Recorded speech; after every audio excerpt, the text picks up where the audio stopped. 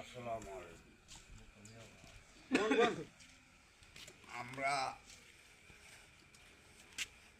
BNP সমর্থন মানুষ, বিএনপিকে সমর্থন করে বিএনপির তাদের শিশুকে ভালোবাসি, এটাই আমরা পরিচয়। এখন জিয়াউর রহমান যে সময় এই যে বিদেশ ব্যাপারে কাদিরে কয়ে গেছে, এই বিদেশ প্রবাসী বানাইলে একমাত্র জিয়াউর রহমানে বানাই দিয়ে গেছে এই দেশের মানুষরে। জিয়াউর রহমানের অবদান কিন্তু আমাদের দেশে আছে। এখন কথা হইল,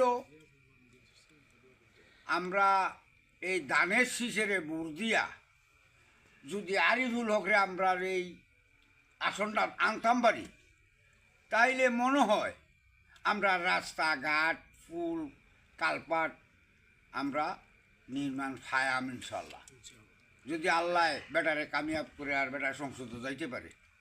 তবে যদি আরিফুল হক সংসদে যাইতে পারে, তাইলে মনে করেন হ্যাঁ একটা মন্ত্রী হবে, এমপি থাকতো না, মন্ত্রী হইব, কারণ তার অভিজ্ঞতা আছে। ঠিক হ্যাঁ, আমরা এই 4 আসনের একটা মন্ত্রী হয়ে যাবে ইনশাল্লাহ, এটা আমরা আশাবাদী তার কার্যকলাপের উপর।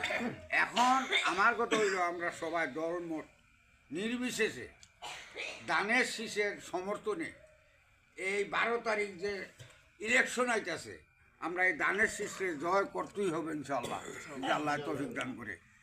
মনে করেন আমার মা বোন সবাই নিয়ে 7টার সময় নিয়ে আমরা বেরিয়ে নিয়ে কেন্দ্রতে ঢুকাই দিতে, কেন্দ্র ঢুকাইয়া আমরা মহিলা বুটি আগে দেওয়াই দিব।